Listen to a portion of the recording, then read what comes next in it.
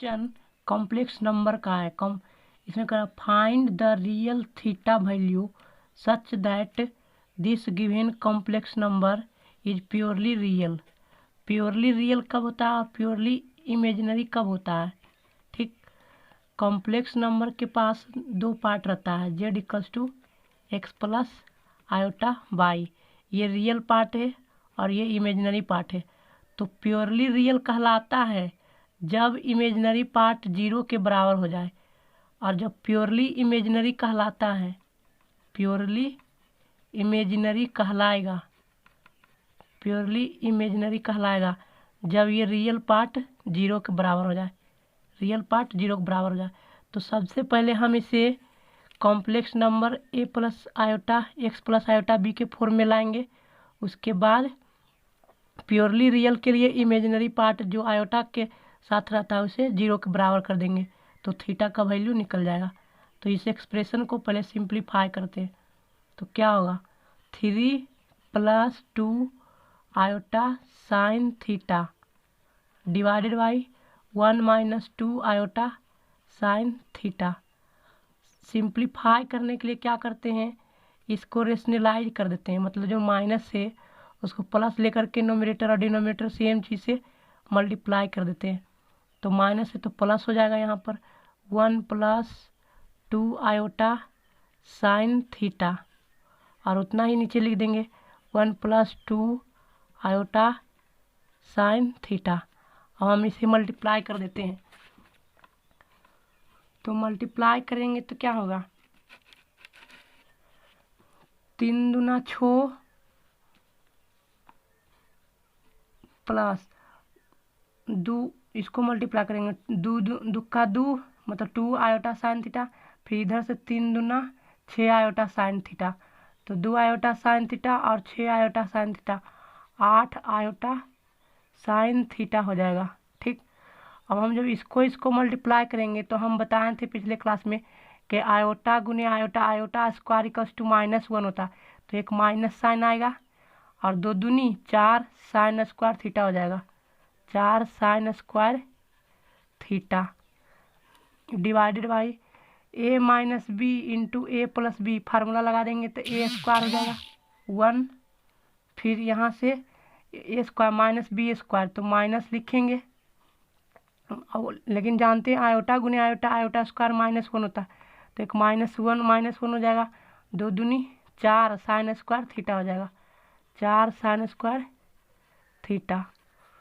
तो हम इसे आयोटा वाले को बाद में लिखेंगे और रियल पार्ट को एक तरफ लिखते, तो 6 - 4 sine square theta plus 8 sine theta into iota, या आयोटा आगे लिखें तो पीछे लिखें, बात बराबर है, डिवाइडेड बाई यहाँ पर क्या हो जाएगा 1 - +4 साइन स्क्वायर थीटा। ठीक, ये मेरा आ गया, तो ये मेरा रियल पार्ट हो गया, और जब हम इससे डिवाइड करेंगे तो मेरा इमेजिनरी पार्ट हो जाएगा। तो प्योरली रियल के लिए इमेजिनरी पार्ट को जीरो के बराबर करेंगे। For purely real number, for purely real के लिए क्या करेंगे, इमेजिनरी पार्ट को जीरो करेंगे, तो इमेजिनरी पार्ट क्या है 8 sine theta divided by 1 + 4 sine square theta, तो 8 sign square theta divided by 1 + 4 sine square theta, इसे जीरो के बराबर कर देंगे। तो क्या आएगा,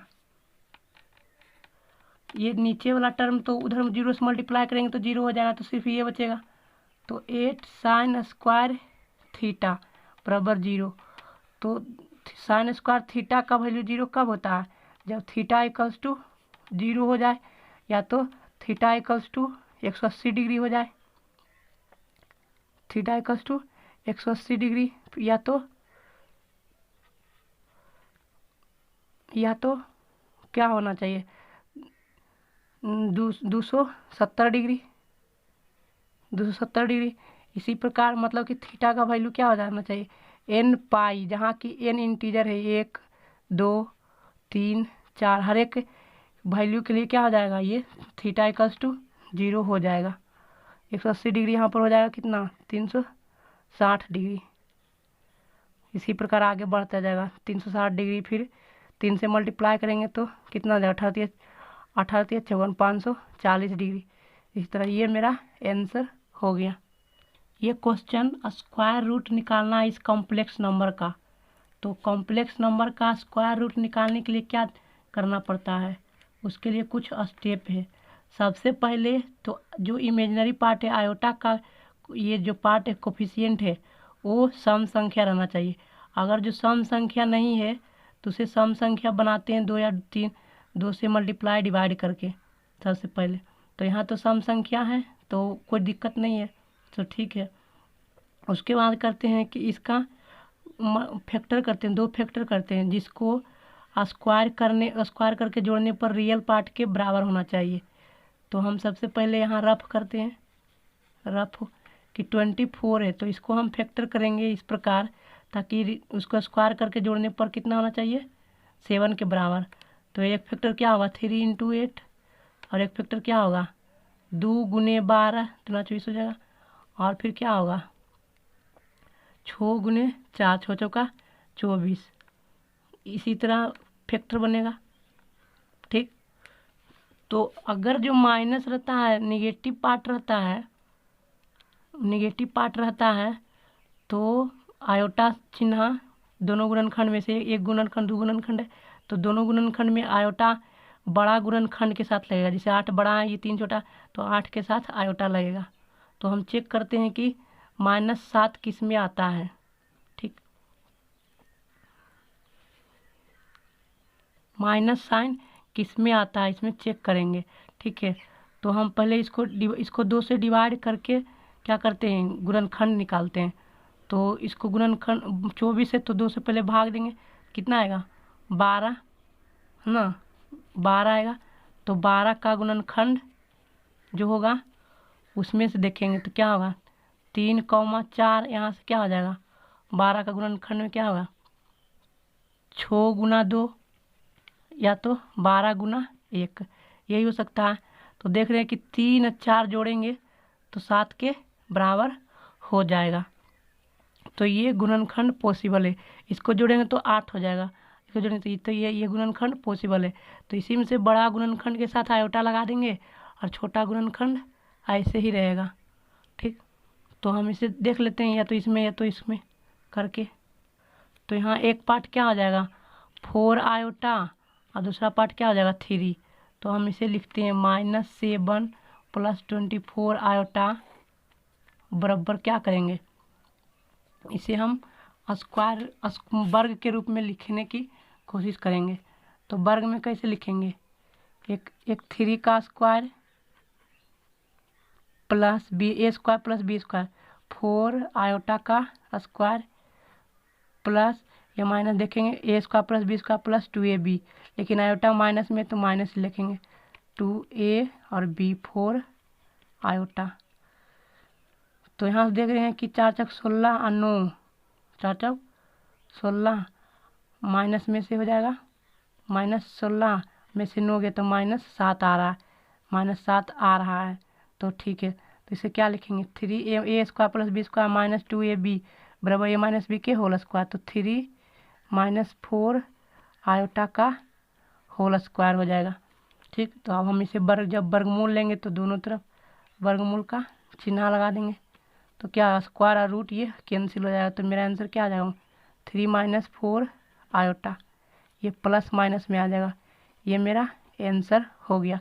इसी तरह एक दूसरा क्वेश्चन सोल्व करते हैं। ये स्क्वायर रूट कॉम्प्लेक्स नंबर का निकालने का दूसरा क्वेश्चन है। इसमें देख रहे हैं कि इमेजिनरी पार्ट का जो है नंबर वो विषम संख्या है। तो पहले सम संख्या बनाने के लिए इस कॉम्प्लेक्स नंबर को 2 से मल्टीप्लाई और डिवाइड करेंगे, उसके बाद फैक्टर निकालेंगे। तो सबसे पहले जब हम 2 से मल्टीप्लाई कर देंगे और 2 से डिवाइड करेंगे तो क्या लिखोगा, 8 - 15 आयोटा। तो इसे क्या लिखेंगे, इसे लिखेंगे 1/2, ये 2 अंदर चल जाएगा तो 16 - 30 आयोटा, ठीक। तो अब हम इधर रफ करते हैं कि फैक्टर निकालने के लिए फैक्टर, तो आयोटा के जो पार्ट रहता है उसे पहले 2 से भागा देते हैं, उसके बाद उसका गुणनखंड निकालते हैं। तो 30 को जब 2 से भाग देंगे तो कितना आएगा 15। तो 15 का हम क्या करेंगे फैक्टर लिखेंगे, क्या होगा एक ठो 15 इंटू 1, एक ठो 3 इंटू 5। ये दो पॉसिबल फैक्टर है। तो इस दो पॉसिबल फैक्टर में से अब देखेंगे कि किसको दोनों का स्क्वायर करके जोड़ने पर रियल पार्ट के बराबर आना चाहिए। रियल पार्ट मतलब 16 के बराबर आना चाहिए। ठीक, तो यहाँ 15 एक 16 ये हो रहा है 16 रियल पार्ट के बराबर, तो यही हम लेंगे। तो जब भी रियल पार्ट पॉजिटिव रहता है तो छोटा गुणनखंड एक के साथ आयोटा लगाएंगे। तो एक गुणनखंड हो जाएगा 15, दूसरा हो जाएगा क्या होगा 1 गुना आयोटा, तो आयोटा हो जाएगा। ये मेरा दोनों क्या हो गया, दो फैक्टर हो गया पॉसिबल। इसको ले करके हम क्या करेंगे स्क्वायर बनाएंगे इसको। तो स्क्वायर बनाएंगे तो क्या लिखेंगे 15 का square plus a square plus b square, iota के स्क्वायर, यहाँ माइनस है तो माइनस 2ab का फॉर्मूला है 2a और b आयोटा हो जाएगा। ठीक, ये मेरा a square plus b square minus 2ab हो गया। 15 एक 16 भी हो रहा है यहाँ से, तो क्या हो जाएगा 1/2 और यहाँ पर ऐसे कर देते हैं। यहाँ सॉरी ये नहीं होगा, या 3 और 5 फैक्टर होगा, क्योंकि 5 का वर्ग करेंगे तो 25 होगा। 25 में से 9 घटाएंगे तो 16 आ जाएगा। तो यहाँ पर गलती हो गया, सॉरी यहाँ पर क्या होगा 5, 3 आयोटा। तो यहाँ पर 5 के स्क्वायर होगा और 3 आयोटा के स्क्वायर होगा। तो यहाँ पर से क्या लिखेंगे 5 माइनस 3 आयोटा का होल स्क्वायर। और हम जब स्क्वायर रूट निकालेंगे तो 1/2 का स्क्वायर रूट क्या हो जाएगा 1/√2, और इसका क्या हो जाएगा 5 माइनस 3 आयोटा, क्योंकि ये स्क्वायर तो कैंसिल हो जाएगा। तो ये मेरा रिक्वायर्ड स्क्वायर रूट निकल गया कॉम्प्लेक्स नंबर का। ये क्वेश्चन क्यूबिक रूट ओमेगा क्या है, imaginary cubic root of unity, मतलब एक का क्यूबिक रूट ओमेगा है जो इसमें दिया हुआ है। तो इस क्वेश्चन में दोनों को प्रूव करना है दिया हुआ क्वेश्चन को। तो हम जानते हैं कि एक का क्यूबिक रूट क्या होता है 3 होता है, एक ठो 1 होता है, एक ठो ओमेगा होता है और ओमेगा स्क्वायर होता है। तो ओमेगा का वैल्यू होता है -1 प्लस √3/2, इसके साथ आयोटा रहता है। और ओमेगा स्क्वायर का वैल्यू होता है -1 माइनस √3 आयोटा/2।